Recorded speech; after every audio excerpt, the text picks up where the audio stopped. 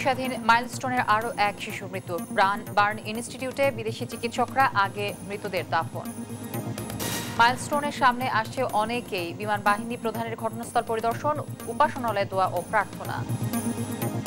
ফেনীতে ভারতীয় সীমান্তরক্ষী বাহিনীর গুলিতে নিহত 2। শেরপুর সীমান্ত দিয়ে 21 জন রোহিঙ্গাকে বাংলাদেশে পুষেন। এবং বাজারে চড়া দাম সব ধরনের শাকসবজির। আগের বাড়তি দামে বিক্রি হচ্ছে চাল, সাধারণের নাগালের বাইরে ইলিশ। দর্শক শুনছিলেন দেশ জনপদ সংবাদ শিরোনামগুলো। সঙ্গে রয়েছে আমি তানজিয়া জুথি। রাজধানীর উত্তরার মাইলস্টোনে বিমান বিধ্বস্তের ঘটনায় মারা গেল আরও এক শিশু। 10 বছর বয়সী শিশু আয়মান আজ সকাল 9:30টার কাছাকাছি সময়ে মৃত্যুবরণ করে। শিশু আয়মানের মৃত্যুতে বার্ন ইনস্টিটিউটে মৃত্যুর সংখ্যা বেড়ে দাঁড়ালো 14-তে। বার্ন ইনস্টিটিউটের পরিচালক জানালেন, অন্তত 15 জনকে আগামীকাল থেকে রিলিজ দেওয়ার প্রক্রিয়া শুরু হবে। সাবরিনা মজুমদারের রিপোর্ট, জানাচ্ছেন মাকদুরা মিতি। দগ্ধ শরীর নিয়েই দাদাবাড়ি যাচ্ছে ছোট্ট শিশু আয়মান। কে জানতো এটি হবে তার শেষ যাত্রা। 10 বছর বয়সী শিশুটি যুদ্ধ বিমান বিধ্বস্তের মর্মান্তিক দুর্ঘটনায় শরীরের 45% দগ্ধ হয়ে যায়। শুক্রবার সকাল 9:30টার কাছাকাছি সময়ে মৃত্যুবরণ করে এই ছোট্ট শিশুটি। বার্ন ইনস্টিটিউটের পরিচালক জানান, গতরাত থেকে হঠাৎ তার শারীরিক পরিস্থিতির অবনতি হতে থাকে। আমরা শিফট করে ওটাকে ক্রিটিক্যাল ক্যাটাগরিতে নিই এবং সাথে সাথে ভোর 5:45টার দিকে ওকে আমরা ইনটিউবেশনে দিই। এরপরে সকাল 9:15টার সময় আসলে ওর মৃত্যুটা আমরা নিশ্চিত করতে পারি। নিহত আয়মানের স্বজনেরা সকলের কাছে তার জন্য দোয়া চেয়েছেন। প্রশ্ন তুলেছেন, 4 দিন আগেও স্বাভাবিকভাবে কথা বলা আয়মান মরল কিভাবে। সকালে হাসপাতালে আসেন স্বাস্থ্যসেবার মহাপরিচালক ও সচিব। চিকিৎসার ব্যাপারে খোঁজখবর নিয়ে সাংবাদিকদের সঙ্গে কথা বলেন তারা। জানান, সিঙ্গাপুর ও চীনের চিকিৎসক দল কাজ করছেন বাংলাদেশের চিকিৎসকদের সঙ্গে। বললেন সিঙ্গাপুরের টিমটা অনেকদিন থেকে এখানে কাজ করে এবং এই ইনস্টিটিউটের সাথে তাদের একটা অ্যাকচুয়ালি চুক্তিবদ্ধ করা আছে। তারা অনেকবার এসেছেন এবং তারা কাজ করতে স্বাচ্ছন্দ্য বোধ করেন। এখন চীনের যে টিমটা আছে তারাও আগ্রহী আছে, তাদের সাথে এই বিষয়টা অ্যাকচুয়ালি উপস্থাপন করা হয়েছে। বিদেশে পাঠিয়ে উন্নত চিকিৎসা দেওয়ার বিষয়ে প্রশ্ন করলে বার্ন ইনস্টিটিউটের পরিচালক জানান, বিদেশ থেকে আসা চিকিৎসকরাও এমন পরামর্শ দেননি। আমরা একটা রোগীকে দেশের বাইরে নিব কিনা বা যে হসপিটালে যাবে তাদের মতামতটা কিন্তু অত্যন্ত গুরুত্বপূর্ণ। তারা নিয়ে এই রোগীটাকে ভালো করতে পারবেন কিনা সেই মতামতের ভিত্তিতেই কিন্তু করা হয়। বলেন, অনেকের অবস্থায় উন্নতির দিকে। আগামীকাল থেকে অন্তত 15 জনকে রিলিজ দেওয়ার প্রক্রিয়া শুরু করবেন তারা। মাকদুরা মিতি, দেশ টিভি, ঢাকা। একটি স্বপ্নভঙ্গের ট্র্যাজেডি যেন নামিয়ে এনেছে অকাল মৃত্যু আর শোকের ছায়া। উত্তরা দিয়াবাড়ির বিমান দুর্ঘটনায় প্রাণ হারানো শিশু রাইসা ও মাহিয়া এবং অভিভাবক লামিয়া আর আফসানার দাফন সম্পন্ন হয়েছে কান্না আর শোকাবহ পরিবেশে। মাইলস্টোন স্কুল অ্যান্ড কলেজের ছাত্রছাত্রী ও অভিভাবকদের প্রাণহানিতে শোকস্তব্ধ দেশজুড়ে মানুষ। বিস্তারিত মাহবুব তামিমের রিপোর্টে। শুক্রবার সকালে ফরিদপুরের আলফাডাঙ্গার বজরা ঈদগাহ ময়দানে জানাজা শেষে দাফন করা হয় মাইলস্টোন স্কুল অ্যান্ড কলেজের 3য় শ্রেণীর শিক্ষার্থী রাইসা মনিকে। মাত্র 11 বছরের সন্তানকে হারানোর বেদনায় ভেঙে পড়েছেন তার বাবা মা, পাশাপাশি কান্নায় ভেঙে পড়েছে পুরো গ্রাম। তার লাশ পৌঁছানোর পর থেকেই এলাকার যে জনগণ, শোকাহত জনগণ, তারা সারিবদ্ধভাবে তার শেষ মুখটা দর্শনের জন্য মানে হুমড়ি খেয়ে পড়ছে। ডিএনএ টেস্ট করছে। ডিএনএ টেস্ট করার পরে এই বিগত 4 দিন পরে আমরা আজকে গতকালকে পেয়েছি। আজকে তারে আমাদের গ্রামের বাড়ি, আমাদের গ্রাম যে কবরস্থান আছে সেখানে তাকে শায়িত করা হবে। চিকিৎসাধীন 8ম শ্রেণীর শিক্ষার্থী মাহিয়া তাসনিম বৃহস্পতিবার বিকেলে জাতীয় বার্ন ইনস্টিটিউটে মারা যান। শুক্রবার সকালে তার মরদেহ নিয়ে যাওয়া হয় মেহেরপুরের মুজিবনগরের জয়পুর গ্রামে। শুক্রবার সকাল 8টায় জানাজা শেষে দাফন সম্পন্ন হয় তার নানা বাড়ির কবরস্থানে।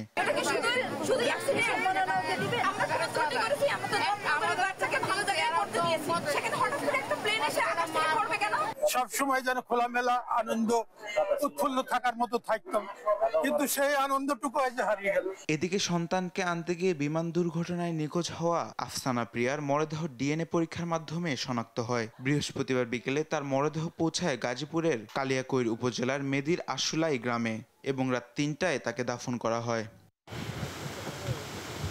অপরদিকে মেয়ে জায়রাকে আনতে স্কুল গেটে দাঁড়িয়েছিলেন তার মা লামিয়া আক্তার, কিন্তু চোখের সামনেই আগুনে পুড়ে যাওয়া মাকে হারায় মেয়ে জায়রা। পরবর্তীতে ডিএনএ পরীক্ষার মাধ্যমে শনাক্ত হওয়া দেহাবশেষ শুক্রবার সাভারে দাফন করা হয়। এতে শোকের ছায়া নেমে এসেছে পরিবারে। এই দুর্ঘটনা বদলে দিয়েছে পরিবারের জীবন। জানাজার কবরের নীরবতা যেন বলছে, এই মৃত্যু শুধু দুর্ঘটনা নয়, এটি দায়িত্বহীনতারও প্রতীক। মাহবুব তামিম, নিউজ ডেস্ক, দেশ টিভি।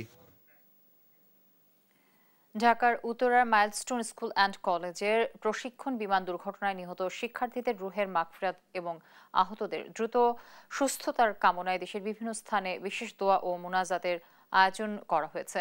বিশ্ব ঐতিহ্য ৬০ গম্বুজ মসজিদে শুক্রবার জুমার নামাজ শেষে মসজিদের দোয়া মাহফিলের আয়োজন করা হয়। জুমার নামাজের পর বিশেষ দোয়া ও মুনাজাত হয় রাজশাহীর সব মসজিদে। মাদারীপুরের সব মসজিদেও ছিল একই আয়োজন। মুসল্লিরা অশ্রুসিক্ত হয়ে প্রার্থনায় অংশ নেন এবং সন্তপ্ত পরিবারের জন্য ধৈর্য ও সহনশীলতা কামনা করেন।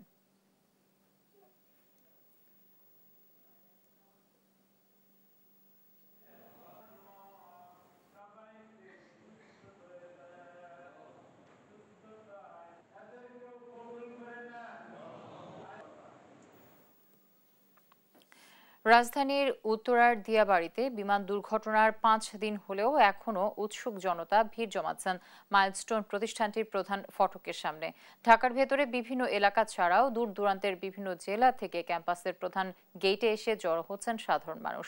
মর্মান্তিক ঘটনার সাক্ষী হয়ে যে ধ্বংসাবশেষ রয়েছে সেটাও নিজ চোখে দেখতে চান তারা। এদিকে নিহত পরিবারের সমবেদনা সহ কবর জিয়ারত করেছেন বিমান বাহিনী প্রধান। বিস্তারিত প্রতিবেদনে থাকছে। রাজধানীর উত্তরার দিয়াবাড়িতে মাইলস্টোন স্কুল অ্যান্ড কলেজে বিমান বিধ্বস্তের ঘটনাস্থল দেখতে শুক্রবার সকাল থেকে স্কুলের সামনে ভিড় জমান দেশের বিভিন্ন স্থান থেকে আগত দর্শনার্থীরা। ৫ দিন পরেও ঘটনাস্থল এক পলক দেখার জন্য আসা উৎসুক জনতা স্কুলের ভেতরে প্রবেশ করেন। ঘটনাস্থলে স্বজন ও সহপাঠীরা আসলেও নিখোঁজ সন্ধানে আসা কাউকে দেখা যায়নি। ঘটনাস্থল দেখে অনেক দর্শনার্থী আবেগী হয়ে পড়েন। একটু সময় পাইলাম যে না, আমরা তো কিছু দেওয়ার মতো নাই, ওই জায়গাটা একটু পাড়া দিয়ে দেখতে আসি যে জায়গাটার হাল হকিকত। যেই ধরনের দুর্ঘটনা হচ্ছে ইতিহাসে মনে হয় আর এর ইতিহাসে আর কোনোদিন আমার জীবন আমি শুনি নাই। বাচ্চাগুলোর কষ্টে মানে আসতে পারতেছি না, ওদের হেল্প করতে ধরতে পারতেছি না, ওদের কষ্ট এটাতেই আমরা এই জন্য ভুলতে পারতেছি না। 2 রাত আমি ঘুমাইতে পারিনি। এই বাচ্চাদের জন্য খুব কষ্ট লাগে। এই পরিপ্রেক্ষিতে দেখতে এসে এখন তো দেখা যাচ্ছে না, তা ঘুরিয়ে চলে যেতে হবে। এদিকে শুক্রবার সকালে মাইলস্টোন স্কুল অ্যান্ড কলেজের শিক্ষার্থী উমায়ুনুর আশফিক, বোরহানুদ্দিন বাপ্পি ও মাহিদ হাসান আরিয়ানের সমাধিতে শ্রদ্ধা নিবেদন করেছেন বাংলাদেশ বিমান বাহিনী প্রধান air chief marshal Hasan Mahmud Khan. পরে রাজবাড়ী পুকুরপাড়া এলাকায় আরও এক পরিবারের কাছে ছুটে যান বিমান বাহিনী প্রধান। এ সময় বিমান বাহিনী প্রধান ও তার সহধর্মিণী বাফুয়া সভানেত্রী সালেহা খান নিহত 3 শিশুর পরিবারকে সান্ত্বনা দেওয়ার জন্য তাদের বাসায় যান। বিমান বাহিনী যে কোনো প্রয়োজনে নিহত আহতদের পরিবারের পাশে থাকার প্রতিশ্রুতি দেন। মাহবুব তামিম, দেশ টিভি, ঢাকা। জুলাই বিপ্লব এনসিপি চেতনার প্রাণ। আর জুলাই পদযাত্রা তরুণ প্রজন্মের জন্য রাজনৈতিক জাগরণের বার্তা বয়ে এনেছে বলে মন্তব্য করেছেন এনসিপি আহ্বায়ক নাহিদ ইসলাম। শুক্রবার দুপুরে সুনামগঞ্জে পথসভায় তিনি একথা বলেন। এর আগে শহরের মডেল মসজিদ প্রাঙ্গণ থেকে পদযাত্রা শুরু হয়। পদযাত্রাটি কালীবাড়ি, পুরাতন বাসস্ট্যান্ড ও ট্রাফিক পয়েন্ট এলাকা প্রদক্ষিণ করে। অংশ নেন কয়েকশো নেতাকর্মী। তারা জানান দেশের গণতন্ত্র, ন্যায়ের সমাজ এবং ভবিষ্যৎ নেতৃত্ব গঠনে জুলাই পদযাত্রা একটি রাজনৈতিক মাইলফলক হিসেবে বিবেচিত হবে।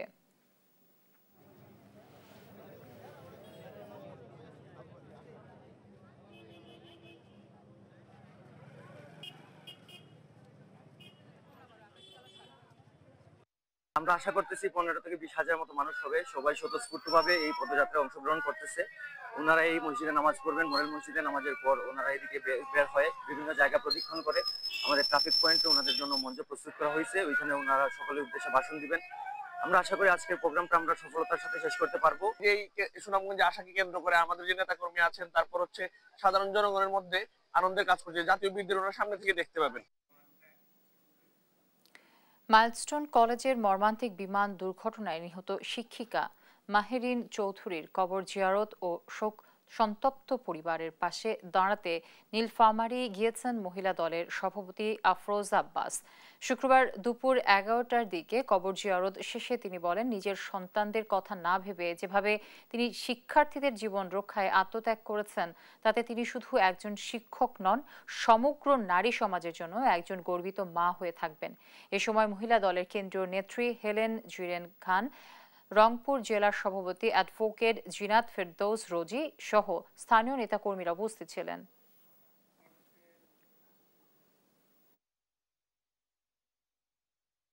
তবে মাহিরিন চৌধুরী এতগুলো বাচ্চাকে বাঁচাতে গিয়ে তিনি আসলে মানে প্রমাণ করেছেন যে তিনি মা, তিনি একজন শিক্ষক এবং তিনি একজন মা।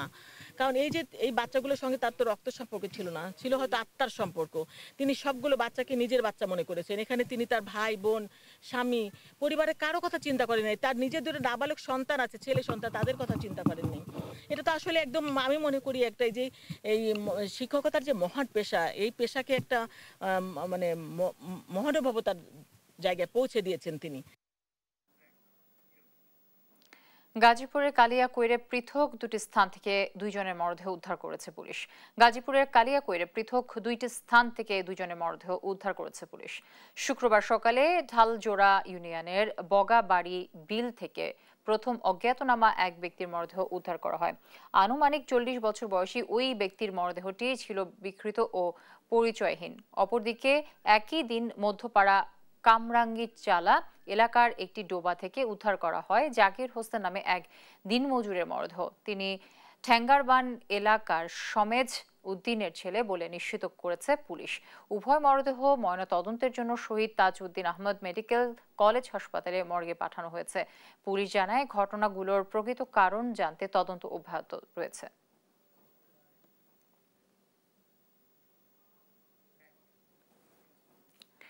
ফেনীর পরশুরামে ভারতীয় সীমান্তরক্ষী বাহিনী বিএসএফ এর গুলিতে মিল্লাত হোসেন ও লিটন নামে দুই বাংলাদেশি যুবকের মৃত্যু হয়েছে। গুলিবিদ্ধ হয়ে আহত হয়েছেন আরও একজন। বৃহস্পতিবার দিবাগত রাত 12টার দিকে উপজেলার বাঁশপদুয়া সীমান্ত এলাকায় এ ঘটনা ঘটে। বিজিবি ও স্থানীয়রা জানিয়েছে, বৃহস্পতিবার রাতে গথুমা বিওপির আওতাধীন সীমান্ত পিলার অতিক্রম করে ভারতের অভ্যন্তরে তারকাটার কাছে যান মিল্লাত, লিটন, আফসার ও তাদের সহযোগীরা। তখন তাদের নাম উল্লেখ করে বিএসএফ সদস্যরা গুলি ছোড়েন। পরে গুরুতর আহত অবস্থায় তাদের উদ্ধার করে হাসপাতালে নিয়ে মিল্লাত ও লিটনের মৃত্যু হয়। এ বিষয়ে বিজিবি লিখিত প্রতিবাদ জানাবে বলেছেন ফেনী ব্যাটালিয়ন অধিনায়ক লেফটেন্যান্ট কর্নেল মোহাম্মদ মোশাররফ হোসেন। আমরা তদন্ত করে জানতে পারি 3 জন বাংলাদেশি নাগরিক তারা সীমান্ত লাইন ক্রস করে ভারতে যায় এবং অপরদিকে ভারতীয় চোরা কারবারিরাও সেখানে জড়িত হয় মালামাল চোরা কারবারি মালামাল পাচার করার জন্য। এবং এক পর্যায়ে বিএসএফ গুলি ওপেন করে, এতে করে উভয় পক্ষই ইনজুর্ড হয় এবং বাংলাদেশ সাইডে দুঃখজনকভাবে চিকিৎসা নিতে যাওয়ার সময় পথিমধ্যেই মৃত্যুবরণ করে। আরেকজন চট্টগ্রামে চিকিৎসাধীন আছে, আরেকজন পলাতক আছে এবং আমরা তার পরিচয় নিশ্চিত হওয়ার জন্য চেষ্টা করছি। শেরপুরের নালিতাবাড়ী উপজেলার নাকুগাঁও সীমান্ত দিয়ে গভীর রাতে ভারতীয় সীমান্তরক্ষী বাহিনী 21 জন রোহিঙ্গাকে বাংলাদেশে পুশিন করেছে। বৃহস্পতিবার দিবাগত রাত 1টার দিকে নাকুগাঁও সীমান্তের 1116 নম্বর পিলার দিয়ে 21 জন রোহিঙ্গা নারী, পুরুষ ও শিশুকে পুশিন করা হয়। পরে বিজিবি তাদের আটক করে একটি সরকারি প্রাথমিক বিদ্যালয়ে রাখে। আটকরা 6টি পরিবারের সদস্য এবং তারা 2017 সালে কক্সবাজারের উখিয়া থেকে ভারতে পালিয়ে গিয়ে জম্মু কাশ্মীরে শ্রমিক হিসেবে কাজ করছিল। 1 মাস আগে ভারতীয় পুলিশ তাদের গ্রেফতার করে রোহিঙ্গা পরিচয়ে বিএসএফ এর কাছে হস্তান্তর করে। 39 বিজিবির অধিনায়ক লেফটেন্যান্ট কর্নেল মেহেদি হাসান জানিয়েছে, আটক রোহিঙ্গাদের বিষয়ে যাচাই বাছাই চলছে।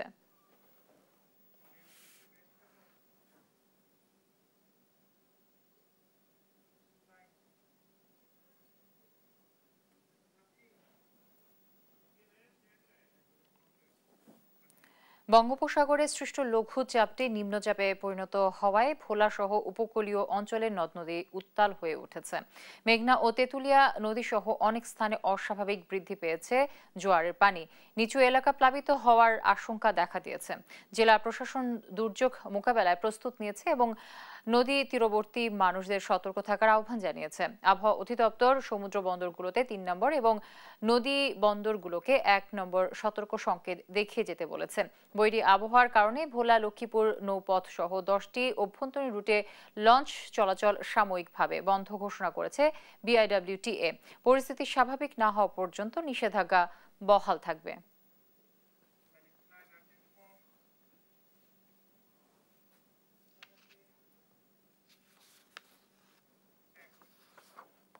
দর্শক, বৈরী আবহাওয়ার খবর জানাতে ভোলা থেকে যুক্ত হচ্ছেন সহকর্মী ছোটন সাহা। ছোটন, সেখানকার সবশেষ পরিস্থিতি জানাবেন।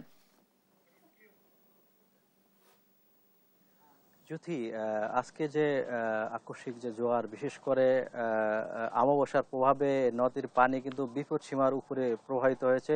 যেহেতু লঘুচাপটি নিম্নচাপে পরিণত হওয়ার ফলে কিন্তু এই অবস্থার সৃষ্টি হয়েছে এবং আমরা দেখেছি উপকূলীয় বিস্তীর্ণ এলাকা কিন্তু প্লাবিত হয়েছে এবং হাজারো মানুষ কিন্তু পানিবন্দী অবস্থায় রয়েছেন। বিশেষ করে যারা বেড়িবাঁধের বাইরে বসবাস করছেন তাদের দুর্ভোগটা অনেকটাই বেশি। আমি একটি এলাকায় রয়েছি, আপনি দেখতেই পাচ্ছেন যে এখানে জোয়ারের পানি প্রবেশ করার ফলে এই সমস্ত এলাকার মানুষজন কিন্তু পানিবন্দী অবস্থায় রয়েছে এবং আমি উপকূলীয় এলাকা ঘুরেছি, সেখানকার মানুষের সাথে কথা বলে জানতে পেরেছি যে এই জোয়ারের পানি প্রবেশ করার ফলে আসলে তাদের যে দুর্ভোগ, বিশেষ করে রান্নাবান্না অনেকেরই বন্ধ হয়ে গেছে এবং অনেকেই পানিবন্দী অবস্থায় রয়েছেন এবং তারা আশা প্রকাশও করছিলেন এই জোয়ারের পানি যদি নেমে যায় সেক্ষেত্রে তাদের এই দুর্ভোগ কিছুটা লাঘব হবে। আমরা পানি উন্নয়ন বোর্ডের সাথে কথা বলেছি। পানি উন্নয়ন বোর্ডের নির্বাহী প্রকৌশলী বলছিলেন যে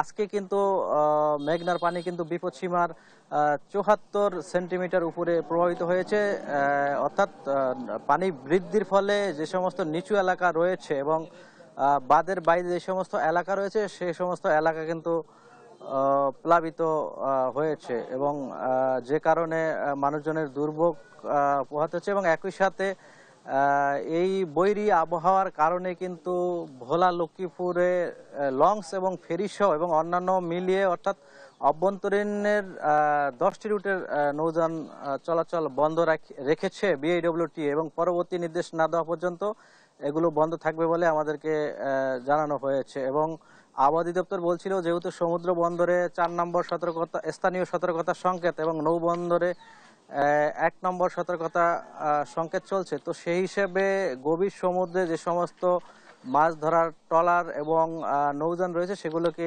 তীরের কাছাকাছি আসতে বলা হয়েছে এবং উপজেলা প্রশাসন থেকে সেই নির্দেশনাটি দেওয়া হয়েছে এমনটি আমরা জেনেছি। তো এ ছিল আমার কাছে যে আবহাওয়ার যে সার্বিক অবস্থা।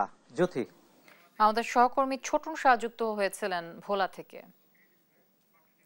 দীর্ঘ 19 বছর পর মৌলভীবাজার জেলা ট্রাক, ট্যাঙ্ক লরি, পিকআপ ও কভার ভ্যান শ্রমিক ইউনিয়নের নির্বাচন অনুষ্ঠিত হচ্ছে।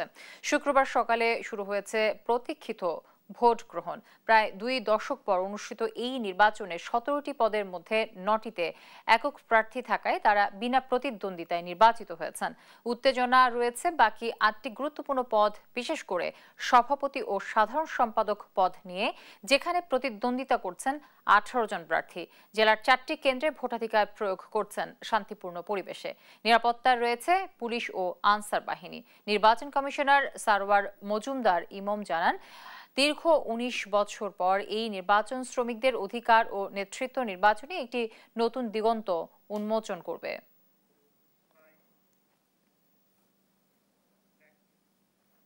চট্টগ্রামে সামুদ্রিক মাছের দাম কিছুটা কম হলেও ধরা ছোঁয়ার বাইরে ইলিশ মাছ। তবে ভিন্ন চিত্র চাঁদপুর ইলিশের বাজারে।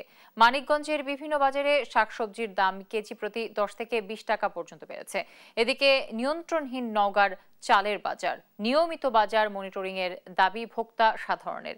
সহকর্মীদের পাঠানো তথ্য ও ছবিতে বিস্তারিত জানাচ্ছেন শামীম হোসেন। গেল সপ্তাহের তুলনায় চট্টগ্রামে কিছু মাছের দাম কমলেও মধ্যবিত্তের নাগালের বাইরে রয়ে গেছে ইলিশ। অথচ এখন চলছে ইলিশের ভরা মৌসুম। বিক্রেতারা বলছেন সরবরাহ কম, সৃষ্টি হয়েছে সংকট।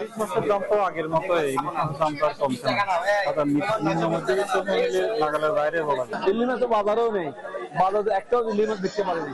দাম যে বলবো 500 টাকা, 1000 টাকা, 2000 টাকা বাজারে মাছ নেই। যখন যেরকম আর কি, বেশি হলে দাম কম, কম হলে দাম বেশি। ইলিশ মাছ আসলে আপনার 2400 টাকা, এখন হলো 2000 টাকা কেজি।